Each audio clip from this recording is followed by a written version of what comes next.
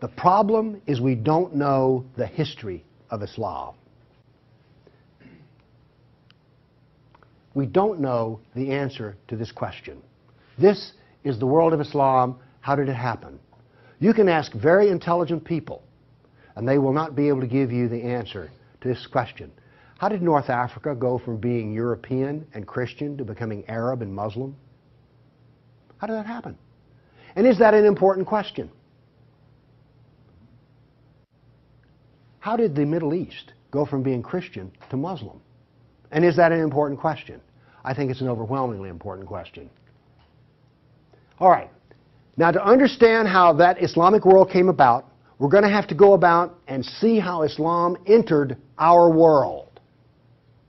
Now, to do that, Islam entered the world of the Byzantine Empire.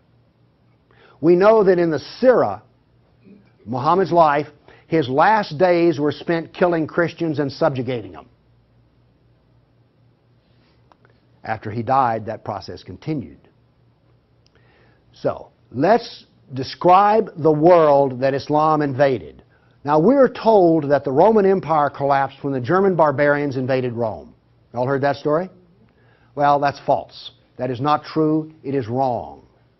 What happened was, after the German barbarian tribes invaded Rome, they set up their own version of the Roman Empire. They retained classical culture. They spoke Roman. They hired Roman philosophers and Roman attorneys to teach their children and to run their schools. They came into the Roman Empire not to destroy the empire, but just to get the goods for themselves. The eastern part of the empire, so-called Byzantine Empire, is over here. Now, this is after the German invasion. The important point is this: there was still a classical empire. It's not collapsed. Then, after the fall of Rome, the Byzantines gradually exerted their political influence till now this was the new form of the Roman Empire. This is the Byzantine Empire, and it is about to be invaded. This is the classical world that Islam invaded. Notice that the classical world is still up and running. It's critical to remember that. It was now weak, but it was still up and running. We're going to see what caused its collapse. Here we see in 25 years, 3 stages of development of the spread of Islam. This is 25 years' work. How is it that the Arabs were able to do to the Byzantine Empire what the Persians could not do in Iran? Here's the answer to that question. It has to do with Iran, actually. The Greeks and the Persians had been having wars since forever. All right? The 300 at Thermopylae, that was about the Persians. All right? Alexander the Great, he defeated the Persians. The Persians kept hammering on the Romans and then the Byzantines, and 25 years before Islam invaded, there was one massive last series of battles that left Persia weak and the Byzantine Empire very weak. Then comes along the Black Plague. 1 person in 3 dies. So the Byzantine Empire, when Islam invaded, had been weakened by a long war with Persia and the loss of 1/3 of its population. The economy had collapsed by 2/3. You think the Obama economy is bad? Try 2/3. So we had an empire that was weak, invaded by people with a mission. Now, what's important here is these 3 different shades of green represent the different caliphs. This empire is beginning to build here came from people who could be described as the apostles of Muhammad. Why is it important to know that? They knew Muhammad. They held his hand. One of them, Ali, married his daughter. Abu Bakr was his father-in-law.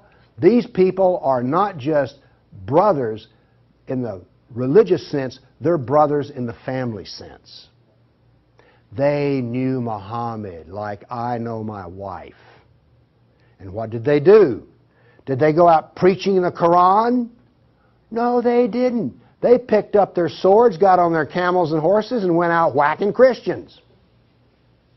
and Persians. That is, this is the true and Persians. That is, this is the true nature of Islam.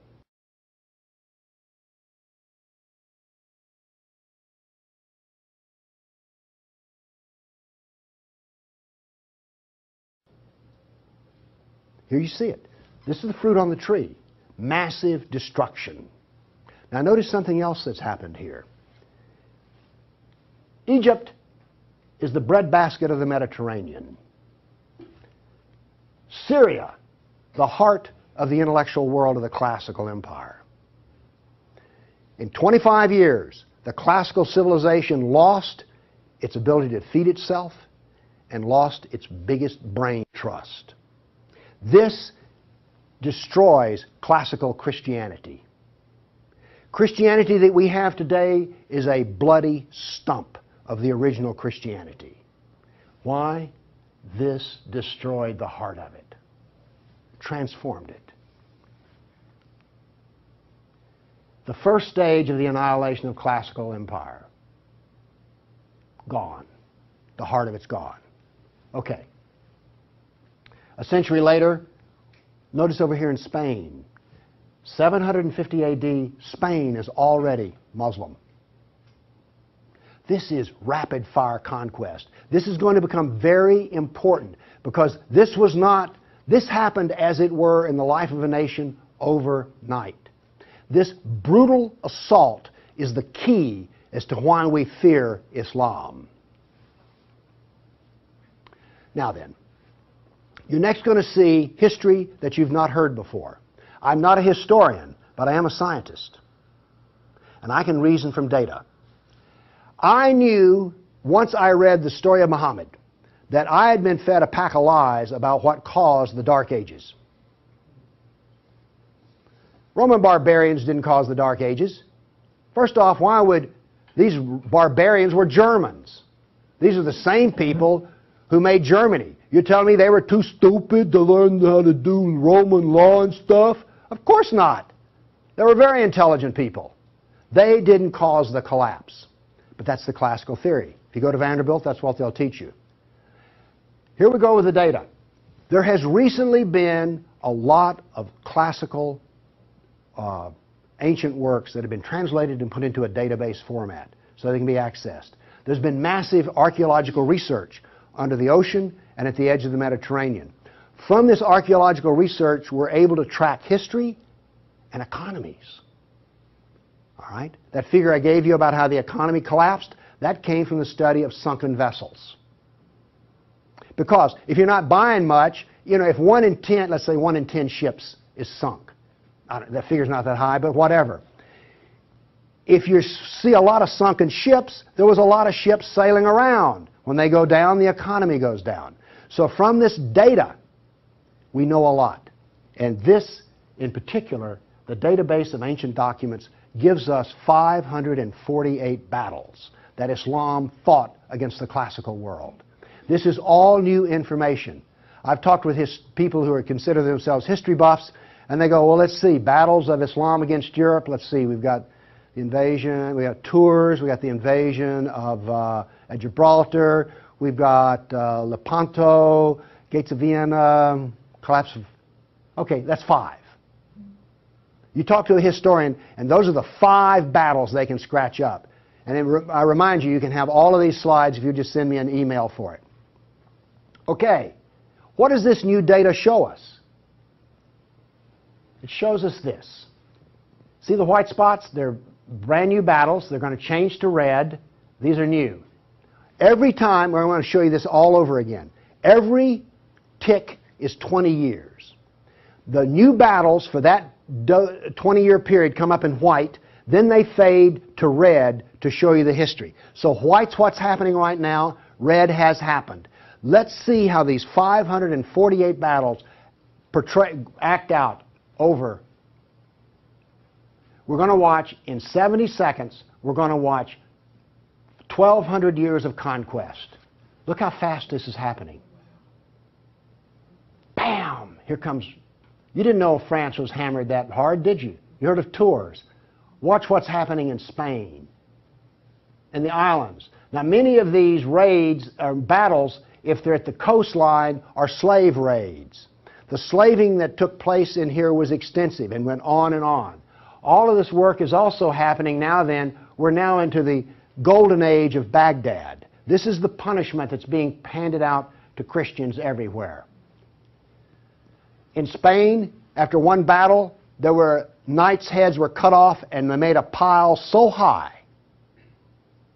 that a man on horseback couldn't see over them. All of the European civilization in North Africa is now gone. I have a question. Have you read the 13th Tribe? No. Okay. Now, pretty soon, and by the way, there will be a period of time, and you can see the clock running up here, there will be a brief blip of 5 battles that occur in North Africa, the Barbary Pirate Wars. We're on there. Okay? Now then, Byzantium has fallen. Now then, Eastern Europe is being hammered. Notice that it is relentless. It doesn't stop. This is the history that you're never told about. This is the history that explains how all of this came about. Now then, they're getting slower because Islam is becoming weaker.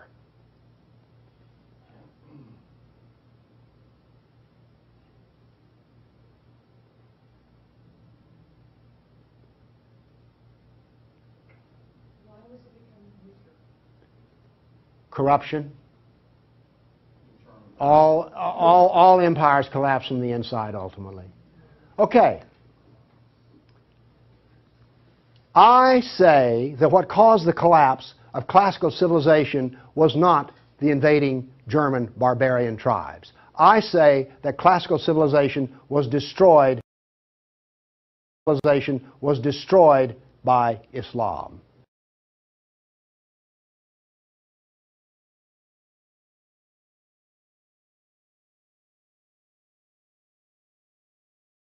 Now comes the question, why do we not want to know that?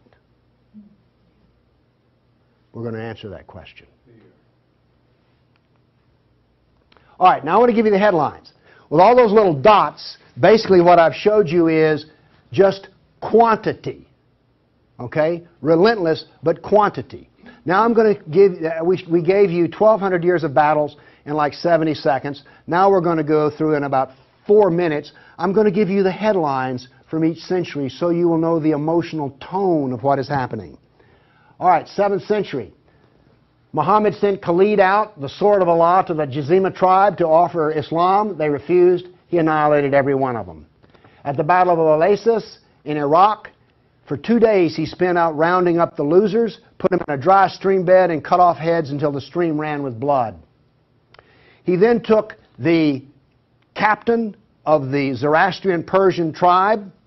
His wife was there. He cut off the man's head, let the blood drain into the soil, and raped his wife in the bloody soil. That was one of the companions of Muhammad. This is the nature of jihad. Where did Khalid learn how to do that? From Muhammad. From Muhammad at the Battle of Khaybar. Umar conquered Jerusalem, and every Jew and every Christian became a dhimmi, which is a third-class semi-slave. You're now going to see, for the next few centuries, you're going to see Golden Age. We're told this myth of the Golden Age, how wonderful Islam is. So here's what's happening during the Golden Age. They started attacking Sind, which is the Hindus. 26,000 Hindus died. Armenian nobles were herded into a church after a debate, and the building burned down on top of them. At Ephesus, 7,000 Greeks are enslaved. We're still having the Golden Age. All new churches were ordered destroyed. At Amorium, there was massive enslavement of all the Christians. The Egyptian Christians revolt over the jizya, which is the dhimmi tax under the Sharia. Churches are burned, vineyards destroyed. 10th century was still in the Golden Age. In Thessalonica, 22,000 Christians enslaved. Christians massacred in Seville. In Egypt and Syria, 30,000 churches destroyed. You have your religion, I have mine. Still in the Golden Age, 6,000 Jews in Morocco killed, hundreds of Jews in Cordoba killed, 4,000 Jews in Granada killed, Georgia and Armenia invaded. In Hindustan, 15,000 killed, 500,000 enslaved. Golden Age. Still upon us. In Yemen, the Jews are given the choice of convert or die. The Christians of Granada are deported to Morocco. And in India, cities are destroyed under the order convert or die. In one town, 20,000 Hindus became slaves. Still the Golden Age. 50,000 Hindu slaves decided to get freedom by converting to Islam.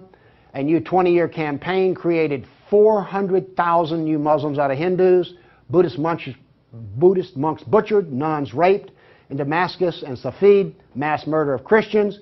Jews in Marrakesh massacred. Tabriz, forced conversion of Jews. Still, we're in the Golden Age. There are riots in Cairo. Churches are burned. Jews of Tabriz are forced to convert. Tamerlane, one of the most evil men who ever lived, massacred 90,000 Hindus in one day. 30,000 in another battle, massacred in cold blood. Another Muslim leader takes 180,000 Hindu slaves. Oops, we're out of the Golden Age. See if you notice any change in tenor. Tamerlane destroys 700 villages in India. Now then comes He then turned to Iraq and annihilated the Nestorian and Jacobite Christians. The Nestorian Christians, half of the Silk Route in China was Nestorian Christian. The Nestorian Christians had emissaries and missionaries in the court of China. Afghanistan was partly Christian. All right? Gone. Afghanistan was partly Christian. All right? Gone.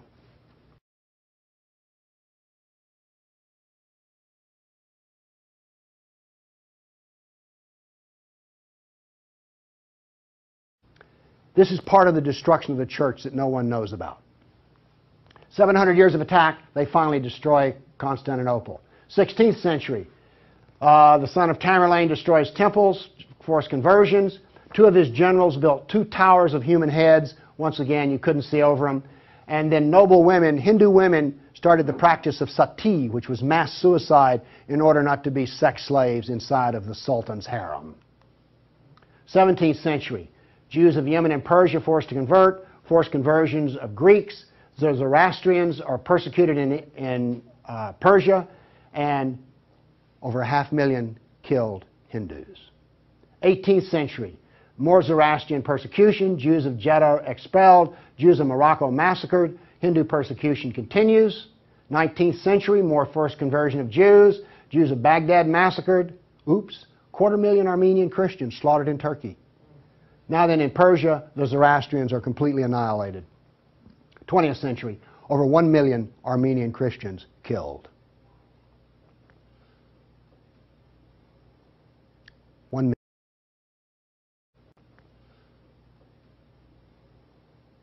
1 million.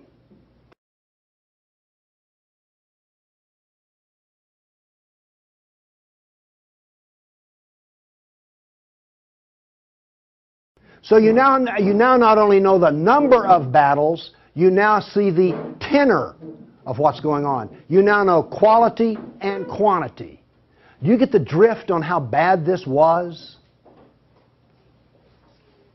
Now then, the establishment doctrine is that we've already told you classical collapse had nothing to do with Islam. And indeed, Islam was a source of good, because the hillbilly Europeans lost their classical learning and the shrewd, smart Arab Muslims preserved all the knowledge in the Golden Age. This is what is taught in our schools.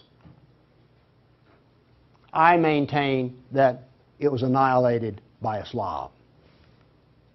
Okay, we've been talking about land here.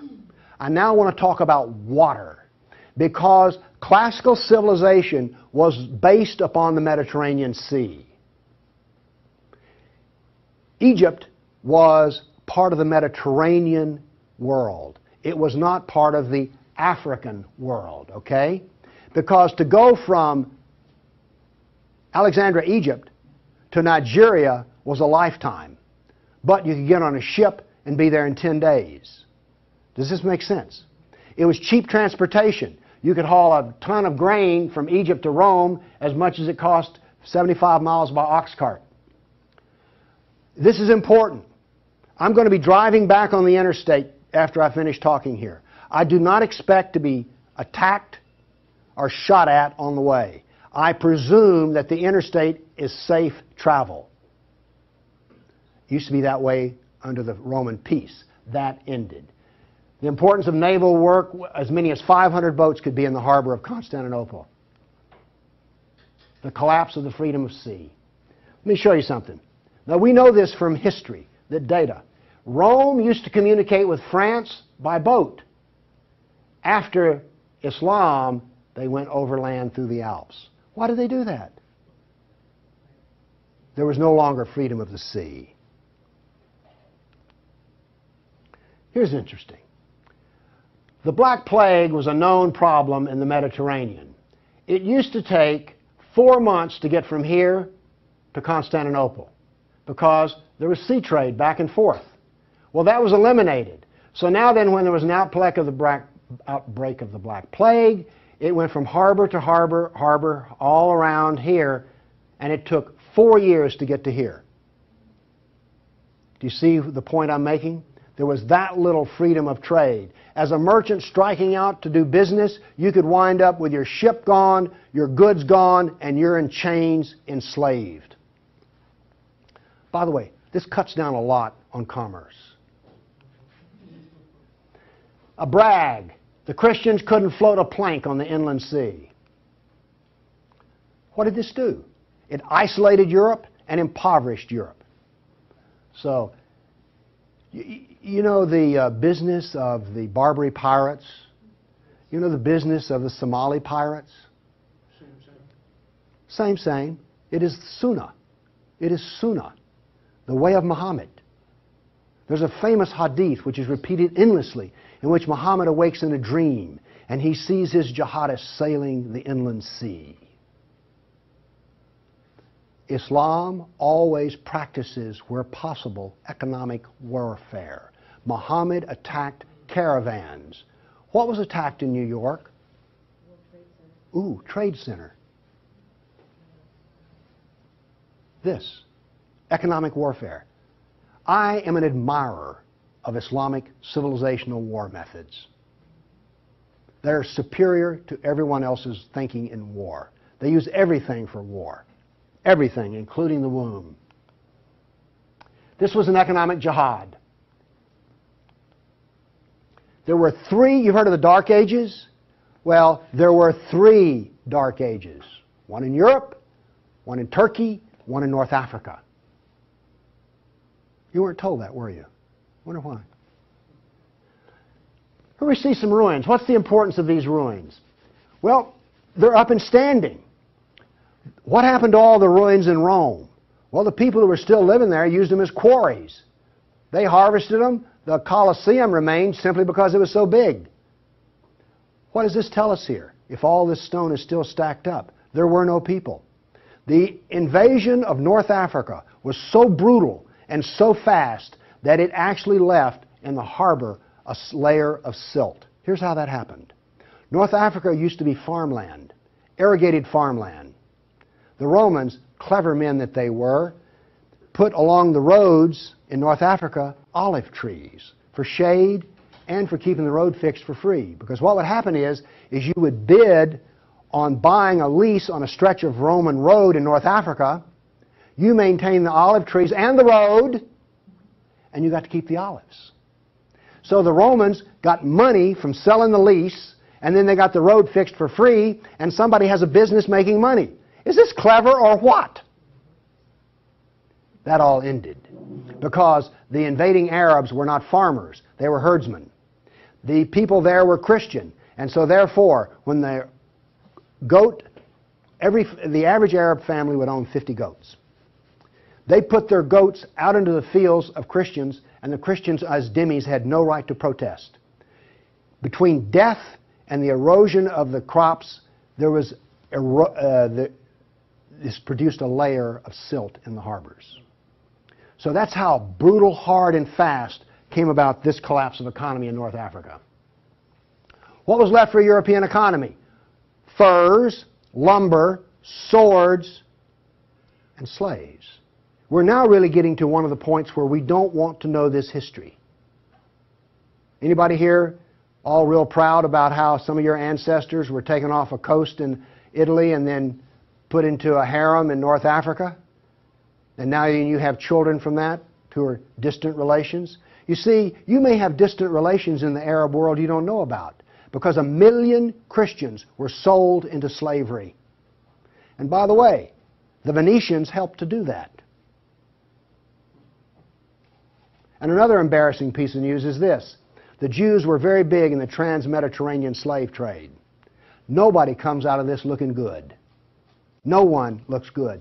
Are you also beginning to see, like, I don't think I want to know any more about this history at all? Okay? Are you catching on here? Looking good. No one looks good. Are you also beginning to see, like, I don't think I want to know any more about this history at all? Okay? Are you catching on here?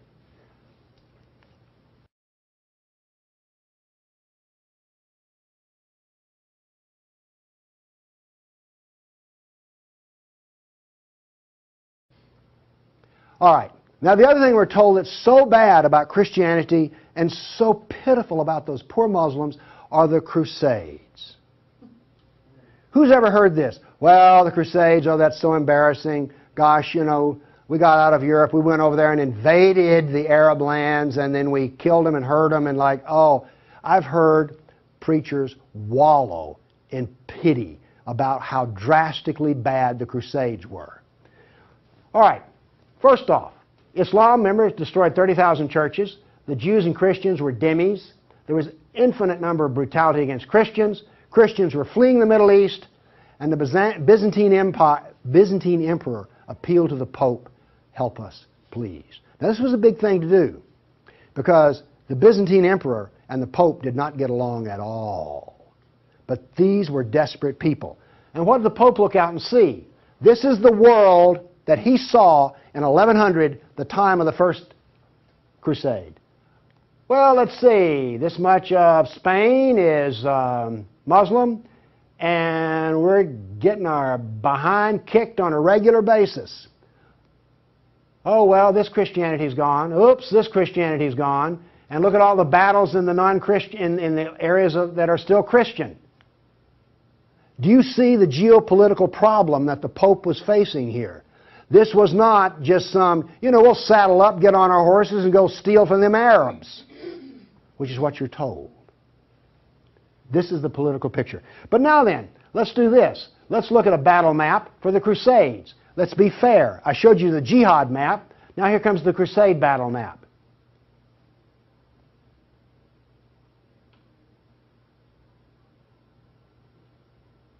We're almost done. That's it. Now we're told that the Crusades are the moral equivalent of jihad. And therefore we need to be ashamed and whine and cry. All right. The Crusades were defensive, lasted 300 years, and the last one was over 800 years ago. All the jihad was offensive, lasted 1,400 years, and it's happening right now. In all probability, some Christian is being slaughtered in Nigeria today.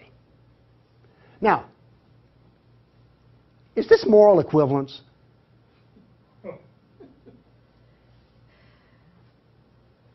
Why won't they teach this in a church school? So the ministers will stop, oh, the Crusades were just so terrible. No, the Crusades were one of the few times the church put steel in its spine. And then we apologize for it. Why won't they teach this in a church school? So the ministers will stop, oh, the Crusades were just so terrible. No, the Crusades were one of the few times the church put steel in its spine. And then we apologize for it.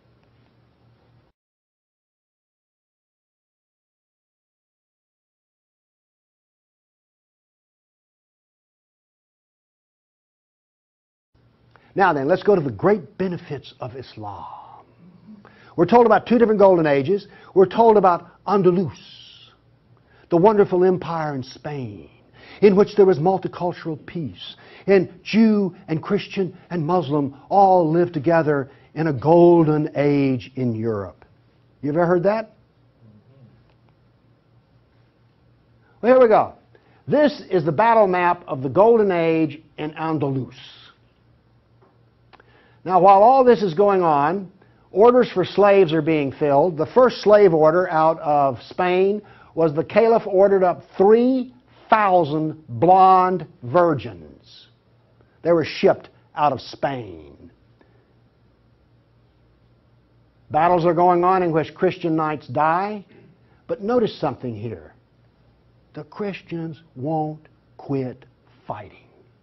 This is going to take 700 years, and there's going to be nearly 150 battles fought. Where was this caliph located? There was more than one caliph at the time. This was a caliph in North Africa. Okay. Now then, looking at this, do you understand why when Isabel and Ferdinand were finally in full power, they told every Muslim in Spain to get out of here? They drove everyone out. Okay. My question for you is this.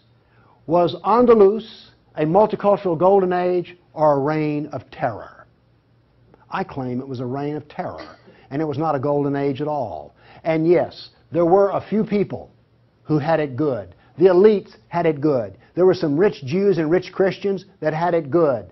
Also, otherwise, there was constant war, slavery, and Christians had to wear robes so you could tell a Christian from a block away. And a Christian couldn't carry a sword, and they paid special taxes. And then we come to the question, why are we told this story?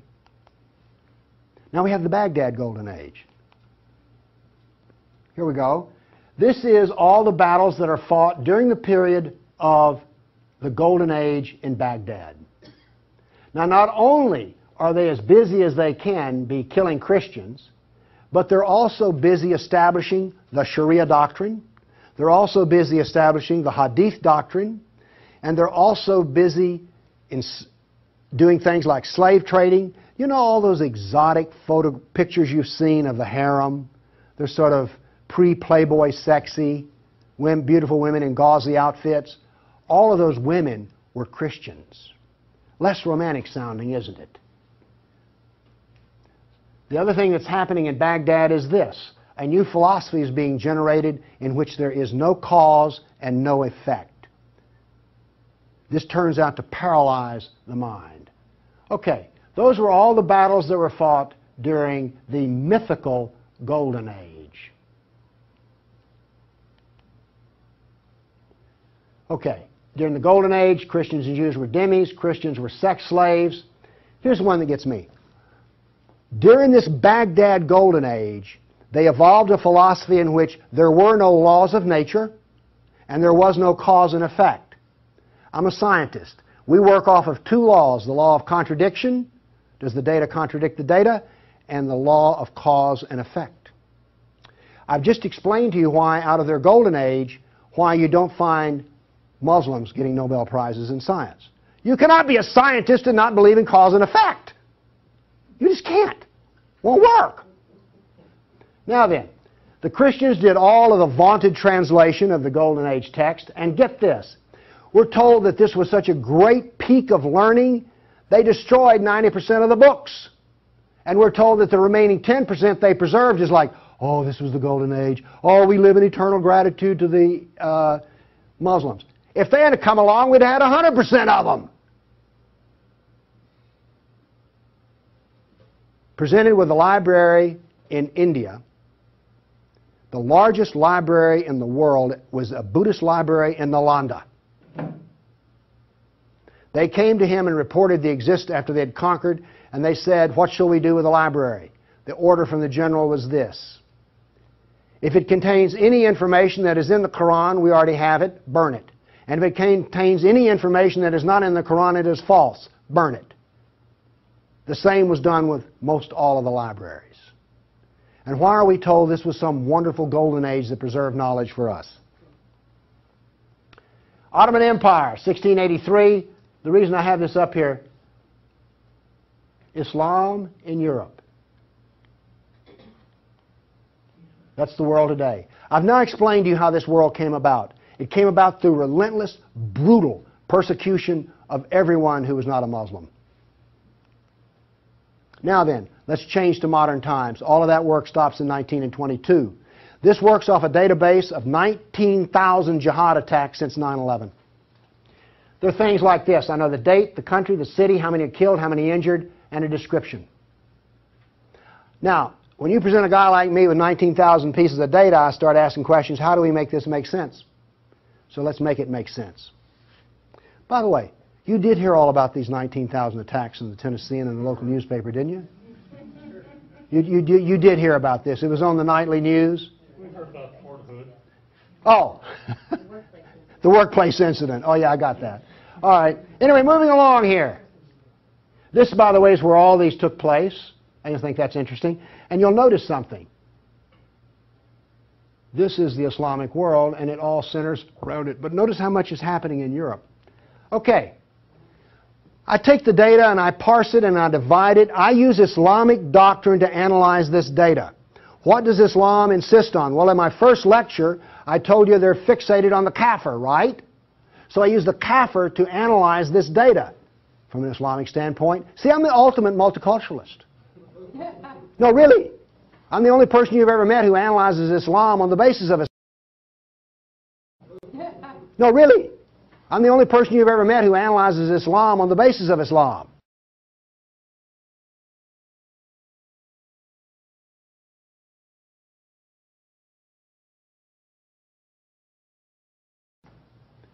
Here we go. Here we have, in the last 10 years, the total number of attacks. In the green, we have Muslim on Muslim violence. You mean a Muslim will kill a Muslim? Really? They're doing it in Syria as we speak, right? Remember Iran, Iraq? Okay. Then we have the only one I care about. I mean, my motto here is sell weapons and intelligence to the loser. I'm very serious. You think I'm joking. I know. Okay, here's our story right here. Stays pretty level. That's interesting. By the way, there's hardly a day in which there's not a jihad attack. Modern jihad is relentless, just like classical. Oh, by the way, one of the things this curve proves right here, Islam is bad for Kafirs, Islam is bad for Muslims. Islam is bad for Muslim and non-Muslim. That's what this data shows us. You want to argue with that? Okay, modern jihad is relentless. But what did we see in the other battle map? It was relentless. There are two types of jihad, against the kafir and against Muslim. You see, every time they kill a Muslim, the reason in Syria they're killing other Muslims, they're not real Muslims. Okay? Now then, we've introduced, however, a new phenomena. The mom and pop non-state jihadi shop.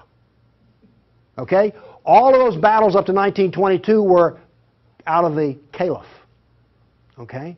We now have non-state jihad. That is all that is different. Okay, jihad attacks per year. I just chose the top 4 nations. But this doesn't really give us what we want because Israel's teeny-weeny and India's great big, so let's do this on per capita. Now then, Israel, I bet you were surprised about Thailand. You didn't know that Thailand was getting whacked on a regular basis, did you? And look, here's a Christian nation, the Philippines, ranks number 3. And then India was Hindu. Oops, wait a minute. Do you know what I just told you? Jihad is against the Jew, the Buddhist, the Christian, and the Hindu. This is the data. Now you go to these dialogues, these multicultural smoozes they have, where the preacher and the rabbi and the imam show up. The preacher and the rabbi show up to tie, the Muslim shows up to win. And then what does the Muslim tell them? Oh, the Christians and the Jews, they're people of the book. Oh, we're brothers in the religion of Abraham with the Christian and the Jew. You know, we're practically the same. We're brothers in Abraham. How's that stuff work out? Well, here's one of your people of the book. Here's another people of the book. Turns out they'll kill a Jew, a Buddhist, a Christian, or a Hindu just as fast as they will another. So much for being brothers in the religion of Abraham. The data does not support the theory. Therefore, the theory is wrong. There is no brotherhood of Abraham except in the minds of people who occupy pulpits. The jihad is against the Jew, the Buddhist, the Christian, the Hindu, and the secularists, by the way. The secularists are the worst of all. Well, maybe worse than the Hindu. It gets hard to know, you know. I mean, really. It's against all kafirs. That's who the jihad is against. The religion of peace. Here we go. 548 battles, 19,000 jihad attacks. In 12 decades, in 1,400 years that are jihad-free. Therefore, Islam is 91% violence and 9% peace. So George Bush was 9% right when he declared religion of peace.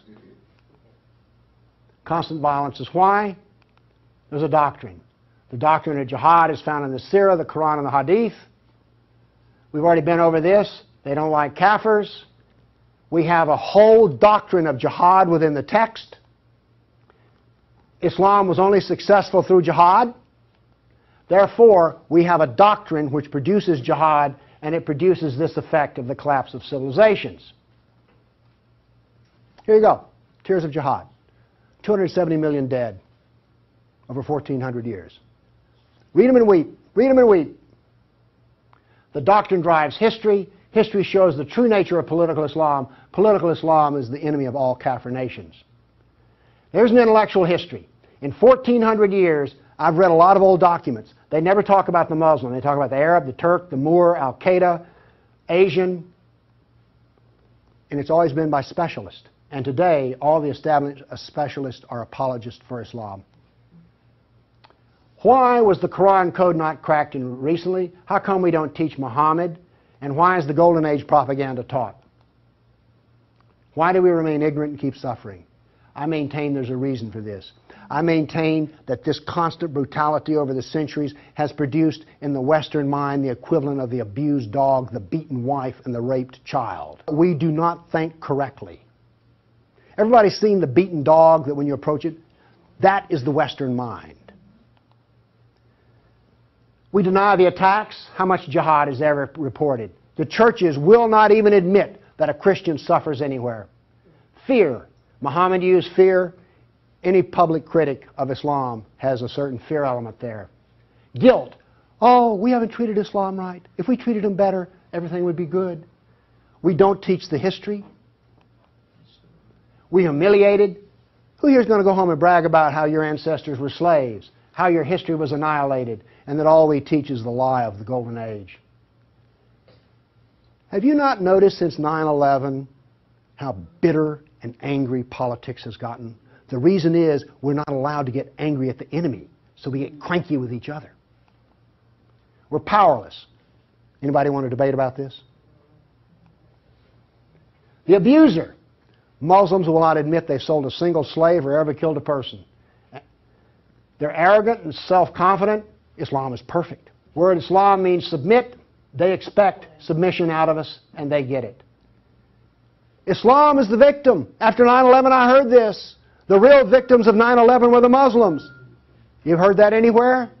After 1,400 years of jihad, brutality, enslavement, theft, deception, rape, annihilation, and insults, the Kafir mind has become identical to that of an abused victim. Our only solution is to face our history and welcome it and embrace it.